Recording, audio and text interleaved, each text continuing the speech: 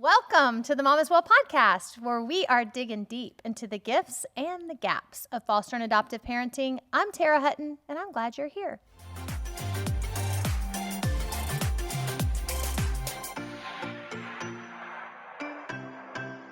Mama's Well. Yes, she is. Hey guys, if welcome to Mom as Well. If you are new to the show, this is a podcast about parenting and about personal growth, reparenting ourselves alongside our efforts to parent our children.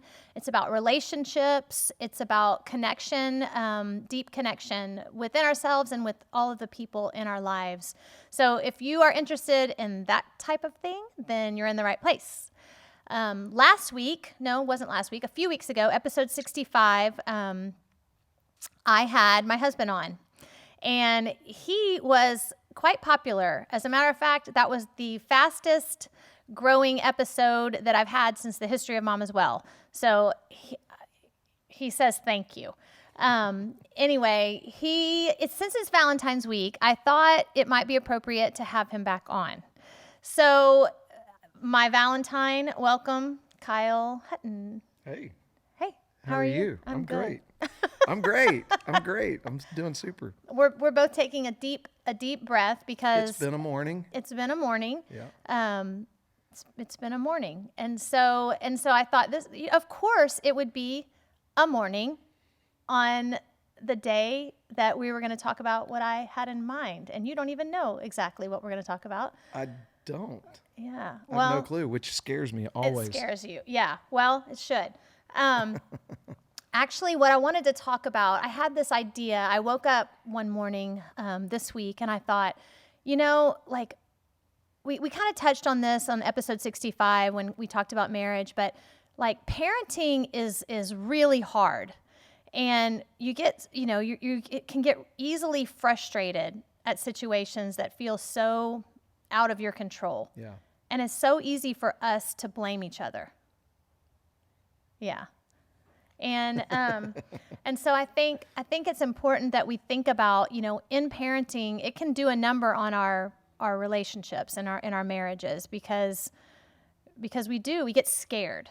We get scared and then we blame. And so that kind of got me thinking about how it's the same, parenting is a relationship, marriage is a relationship, dating, all these different relationships, and fear is kind of a trigger in all of those relationships. And it got me thinking about an intervention that we use in parenting called TBRI. And if you are not familiar with TBRI, let me say it slowly. It's Trust-Based Relational Intervention. And it was created by Dr. Cross and Dr. Karen Purvis out of TCU, Texas Christian University, in the Dallas-Fort Worth area. And it was the pillars of TBRI, and it was developed to help kids who've come from hard places, as Karen Purvis says, kids who've experienced trauma. Right. And the pillars are empowering, connecting, and correcting. And I thought, wouldn't it be interesting to apply those same pillars to our relationship? Yeah. Empowering, connecting, and correcting. And so the more I thought about it, I was like, yeah, like our relationships are under stress when we're parenting kids from hard places. Like, for sure. they're experiencing trauma. Yeah. And need an intervention. And sometimes, like this morning, they inflict trauma on their parents. Yeah. We won't get into. We had an older child and a younger child inflict some. We had 3 children. Oh yeah, 3 children inflicting. Threw us curveballs this morning. Yeah, they threw us. But here we are, and by the way, you look great. Oh, thank you, thank you. So let me just explain what those pillars are. Remember, trust-based relational intervention. The 3 pillars are part of this intervention are empowering, connecting, and correcting. So empowering means like you're meeting like physical needs. So it's like the basics, food, water, sleep.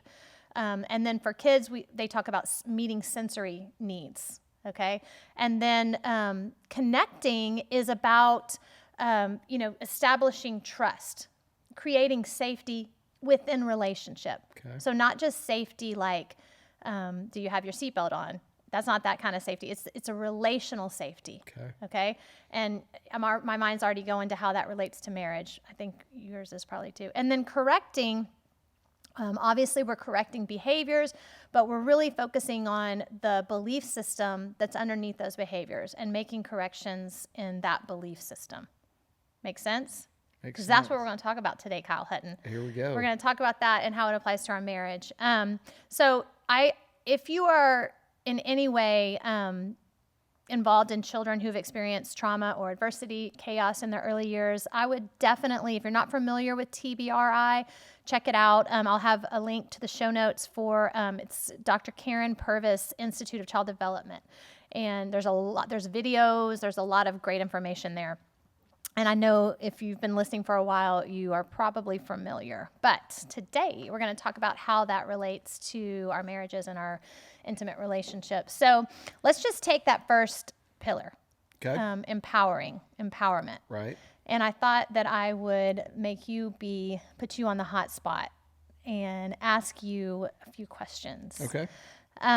First of all, what do you think of when you're feeling empowered? What does that feel like for you? Well, I think feeling empowered helps, like, first off, it helps you face adversity and challenges.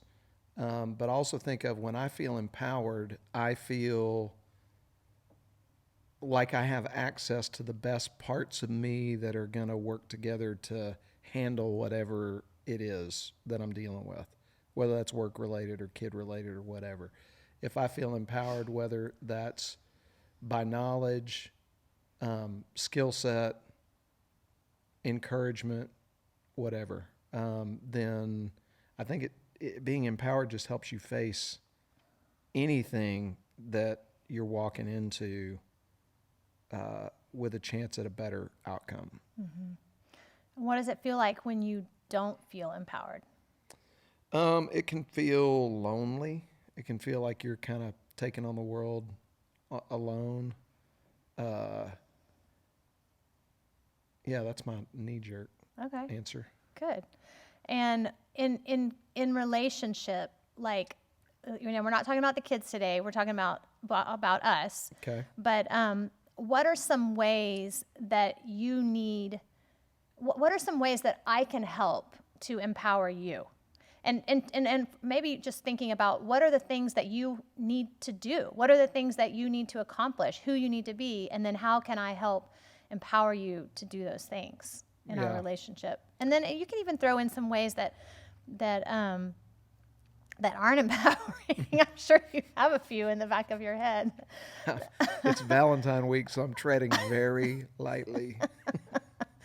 No, I want to be honest because honestly, this has been a hard week for us. It's been a hard week. Not just today, but like I'm not on my game this week. I have some hormone things going on, so I can take it today, though. I can take it. Whatever. I want to have this conversation. I think it's important that we learn. All right, bring in the dry erase board. I'm gonna have to draw some diagrams. No. Okay. What was the question? Okay. What are some things that you need or ways? Okay. Ways that I can help empower you, or things that you do that help empower yourself. And I know this is true because you've said it to me as well, okay? And that is, I think one of the first steps in being able to be a part of empowering someone, right? So in this case, you empowering me, is to just see that person. Just see them. Recognize what they're up against. Recognize what they're doing. Maybe their overall contribution, or maybe even a specific, like, I see them really focused or really struggling or really frustrated or really happy or whatever. And then speak into that in a way that's affirming and not I need you to be someplace other than you are. And I can speak from that with a lot of experience because I am a student of that in dealing with you and our kids, of trying not to need somebody to be in a different place than they are, but to focus on empowering by basically just saying, hey, I hear you, you've told me this week, just listen, I think you tell me that every week. But I think that's a number one thing. Yeah, because we can't see. You said see. Yeah, we can't. To see we me. can't understand. I mean, how would we empower somebody if we don't see where they are and what they're going through? So you would like for me to see you, to pay attention and to see what it is that you are trying to accomplish, what it is that you're trying to do, who you're trying to be, and then I can possibly recognize some ways that I can contribute to that empowerment. I think it's human nature, and I'm not trying to, like, I know you're asking me, like, what can I specifically do, and I'm not skirting that question. I'm acknowledging that I think this is for all of us. You know what I'm saying? Like, I think it was a great example this morning, when we're coming in here into the studio. And for me, running a company, there's at least 100 things on a daily basis that are either decisions or something went wrong or this is going on or how do we address that? Like, there's a lot of things. And even just this morning in the micro of setting up for these shoots and everything that we do, you got to experience that because we figured out some workarounds, and guess what? Here we are. We're on, and that is an every day. There's something like that, that shows up that has to be addressed, and I think sometimes it takes us seeing the other person really frustrated or really worked up or whatever to go, oh wow, yeah, like. Now I kind of see and understand what they're dealing with, right? Yeah. And so maybe, and I'm really talking to myself too, because I mean, it's the same thing with you. I can come home from a stressful day at the office and want to walk in and be able to, like, decompress. And you've been there with, 3 kids, needing everything. And it's, all of a sudden walking into the scenario where you've had 100 at least things thrown at you. And all of a sudden, there's a lot of times, unfortunately, where neither one of us are empowering the other one. I just thought of something as you're saying all of that. Like, one of the things that I struggle with in trying to empower you, especially if I see you struggling, is to not take it personally. Like this morning when I saw you struggling because some gear was missing and things like that, like, I immediately, my knee-jerk reaction was go to a place of like, I'm causing his struggle. Yeah. And that's not empowering you. No. And so I was able to recognize it, within a few minutes. Yeah. And flip it around, but we both do that. If you Sure. come in and I'm feeling stressed, you can think it's about you not doing enough, and you start straightening and I like to straighten. Yeah, but so not taking it personally, that's a really good thing to remember, and that helps empower each other, because it takes the power off of, if I'm taking it personally, like, how can I help you? Yeah. I'm all focused on what I did wrong, if I, whatever. Yeah. Sure. I was going to say, I wanted to share just a couple of things that you have done to empower me, particularly with this podcast, because I would have never, ever started this without you saying, you can do this. You have this. And even this morning when I was feeling discouraged, you said, you've got this. Yeah. And that was empowering to me. Some other things that you've picked up to that have really been beneficial. And I know that not all husbands can do this. Like, this is a huge thing, huge. But our girls go to school 3 days a week. It's a 20-minute drive from our house, 20 minutes there, 20 minutes back. They have a very short school day, only 3 days a week, and it's fairly short, 9 to 2-ish. And so you decided back last fall sometime that you were going to make their lunches, get them dressed, take them to school on those 3 days of school days, which gives me a lot more time. That's so empowering to me. It says, A, that you believe in what I'm doing, because I'm not just sleeping in, I'm working during those hours. Yep. And it says that you're trying to facilitate something that will help me. And I really appreciate that. Well, you're welcome. And I've had so many different jobs in my life, and with differing levels of flexibility, and in this season of our life, I'm in a job where, number one, the hours are really weird. I mean, I work till, 11 o'clock on Tuesday night at a show, and then I'll do an up and back to Austin on Saturday so my hours are weird. And so, not everybody can do the same thing in trying to help empower, like in that situation. But for me, I just remember last fall, I just remember, knowing that for you to accomplish some of the things that you want to accomplish with the decision that our family made together to bring in the girls, and foster and adopt, that was a fairly logical way that my schedule would allow that I could help give you a few extra hours a week to focus on that. And again, that's probably not everybody's situation, but I think the question just is, like, in trying to empower in that situation, maybe I couldn't have done that, but what could I do? You know what I mean? But what could I do? And it's a conversation. It's a partner. It's just a partnering thing. Yeah, I think that's right. Yeah. I think that's sitting down and saying in a very non-defensive, non-threatening, like, here's what I'm struggling with, here's what I need, and then listening to the other, and then how can we create some kind of plan that helps. Yeah, so for sure. That's good. Thank you. You're welcome. All right, pillar number 2 would be connection. Okay. And I mean, that word is, like, I don't want to say overused, but we use that word a lot.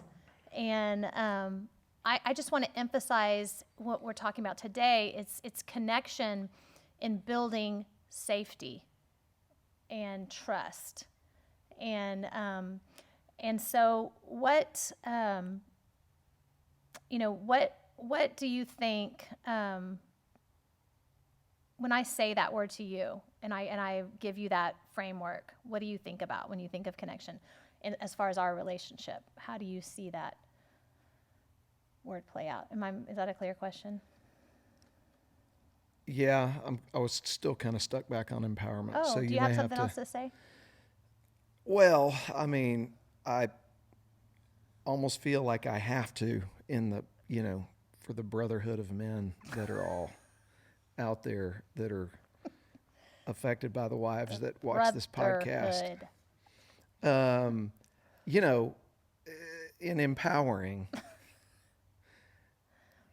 there are some things that make you more powerful, us feel more like we can accomplish anything. What are you referring to? And it's Valentine's Day, so you can kind of guess what that might be. But no, I seriously. It does talk about sensory needs and empowerment. Yeah, I'm making a joke out of it, but I think the bottom line is that there is something very special and something very sacred about the vulnerability that, like, when you are vulnerable with me physically, there's something about that is extremely empowering, that someone would trust you to be that vulnerable in that way. And if there's anybody out there that's not putting it together, I'm talking about sex. So yeah, I mean, that is I would be not being completely transparent if I didn't bring up that that's a huge empowering thing, because it's one of the most, if not the most, vulnerable thing that we bring to the table for each other. So yeah, and I think this is interesting to kind of weave these three pillars together, because in empowerment, they for children, the protocol is meet sensory needs every 2 hours. Yeah. Like give them some kind of sensory input. I'm Now, it wasn't getting older. necessary, but physical touch is a sensory. Mm-hmm. And so, yeah, I know that it is very empowering to you. For me, and I mean, I know you were thinking about sex, but I know it's empowering to you when I just like rub your shoulder or touch your hand or your hair or whatever, or greet you Naked. with eye contact, So that moves us into eye contact, moves us into connection. Okay, gotcha. So, which is You're also welcome, gentlemen. connection. So, and I'll just say that connection for me, connection feeds the other. Yeah. And so I don't know why you and I, like, that's a struggle for a lot of men and women. Like physical connection, let's just say sex, can sometimes open up a man to that more emotional connection that the woman wants. Yeah. But like, what comes first, the chicken or the egg? Like for you, which is the chicken or the egg and which one comes first. For me, it might feel different. So I don't know. So when I think of connection, I think of like a deep listening for me, like and a seeing, which you've already brought up. Like, what do you think of? I mean, what is connection to you in our relationship? Well, I mean, I think that ultimately connection is when we're, seeing and appreciating each other. You know what I mean? Mm-hmm. Like, and sometimes, I mean, I've thought recently, I'm like, man, like between, I mean, even let's use last weekend, for example, we got to get away from kids for a night. And it surrounded a work opportunity for me. So it was great that we got to get away. But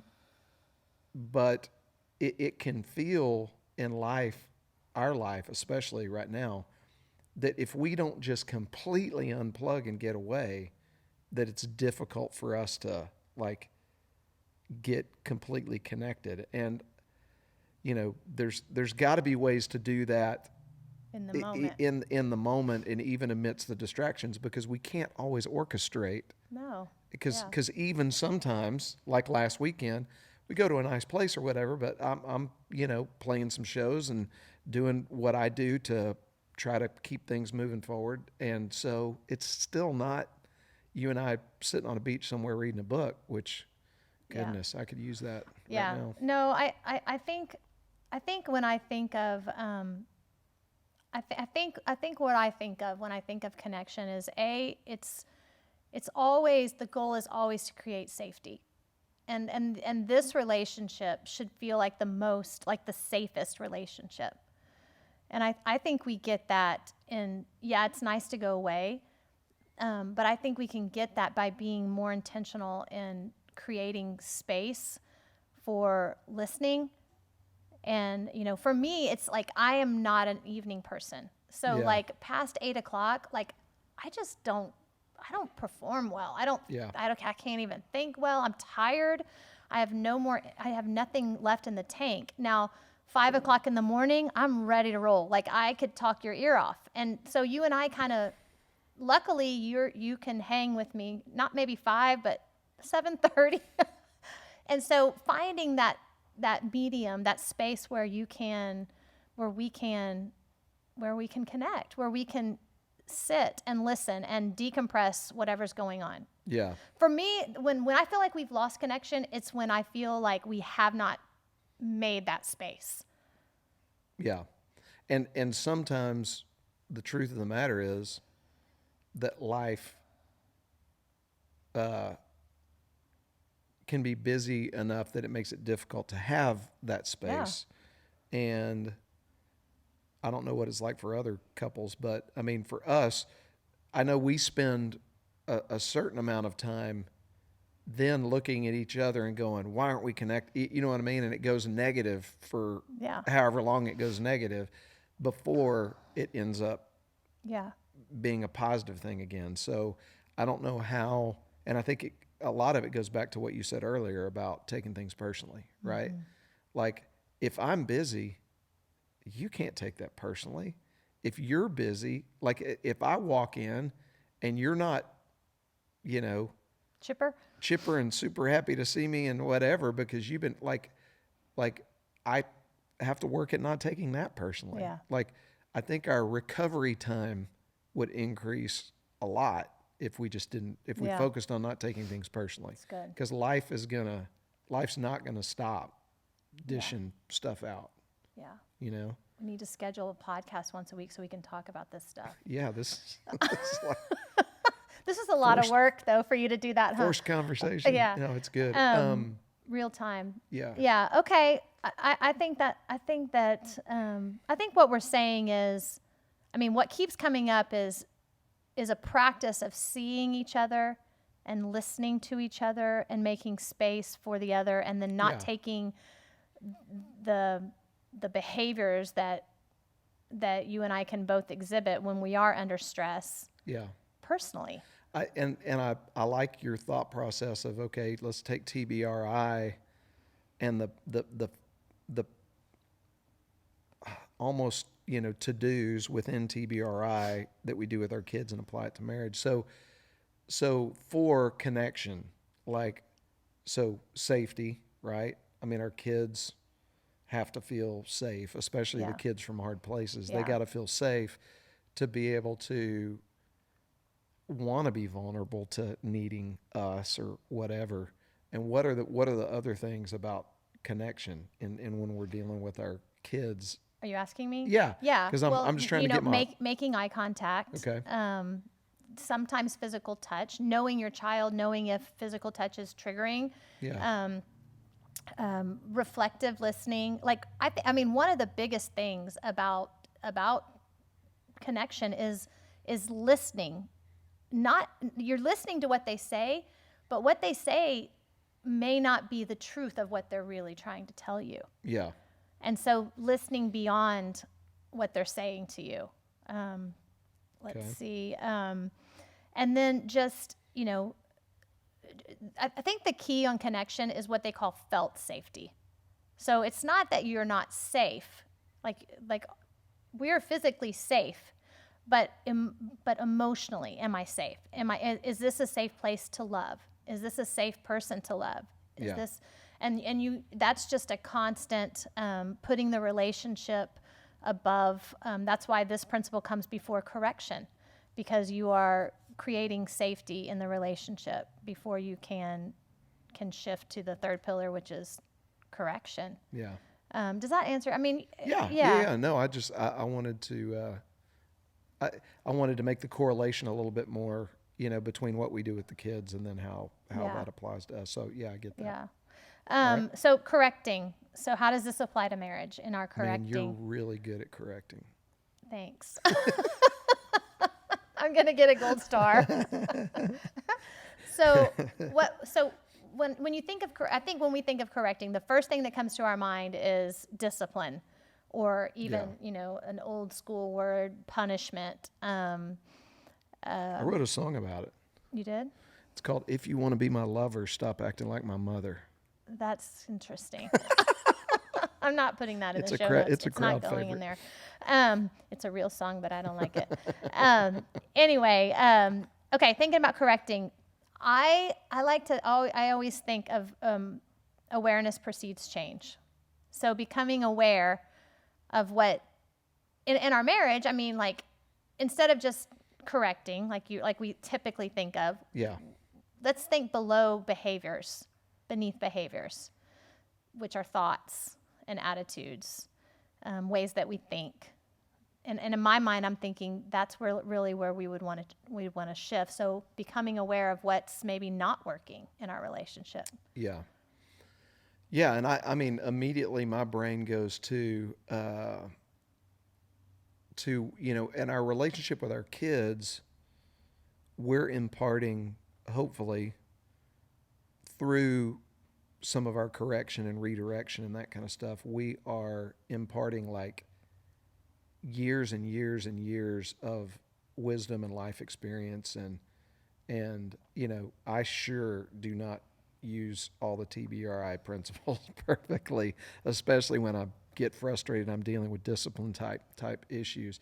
But hopefully we're learning as we go, and we are taking those things plus our life experience, and we're correcting in an appropriate way.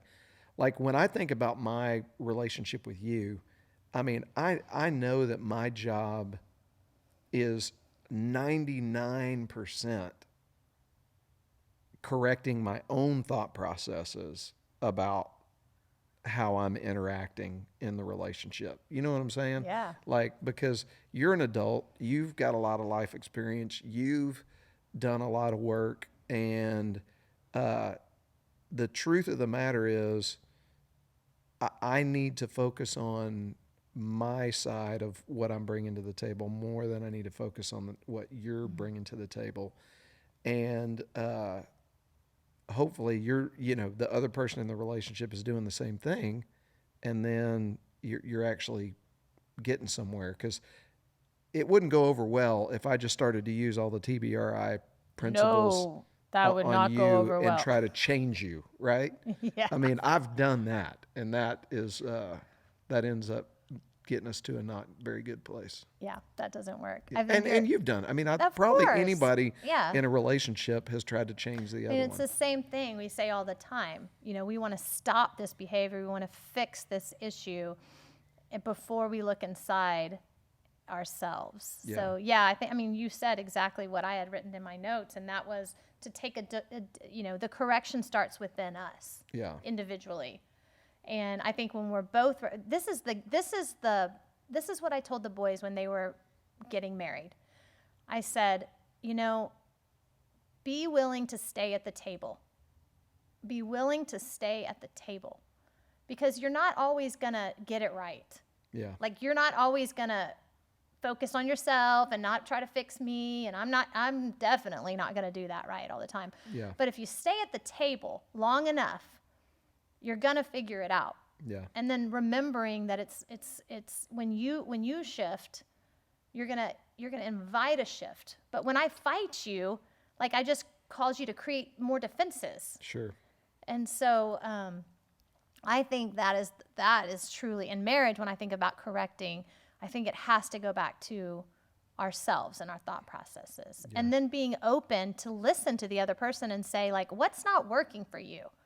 Yeah. And trusting that we have, because we've focused on empowerment, and because we've focused on connection. When it gets to the correcting part, we can know, maybe not in that moment, but we can ultimately know, like, we have the best interest of each other at heart. Yeah. And the best interest of the whole For sure. at heart. Yeah. Yeah. Yeah. No, I like that. And I like this, again, I like the idea of when you first mentioned, how could we apply the TBRI principles to the relationship? I think it's a neat exercise, because obviously, the techniques and the things that we've learned through that, it's just kind of a nice little twist to put it on our relationship this Valentine week. And I think that our relationships, when you are doing hard things with kids, our relationships they struggle. Sure.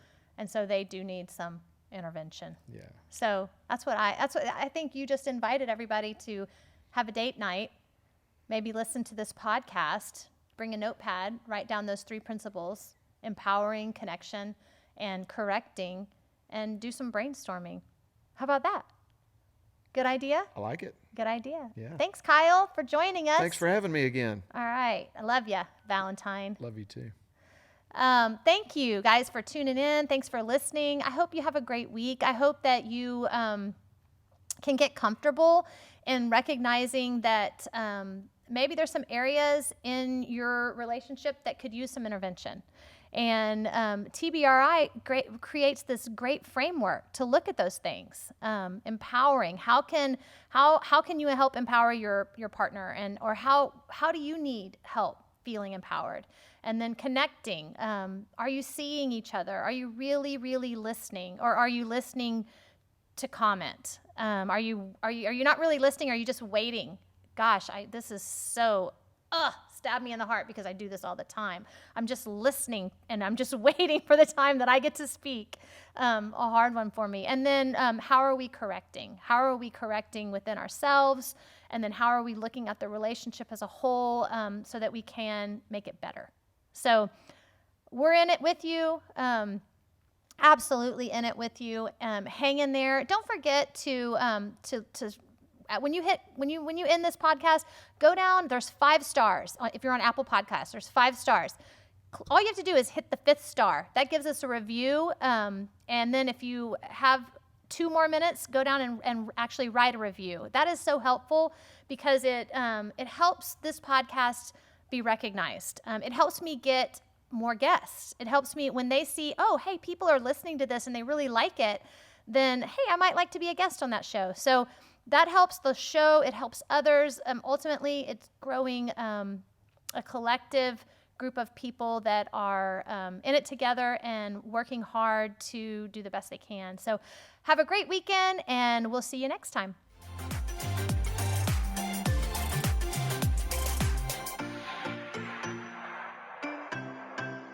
Mama's way.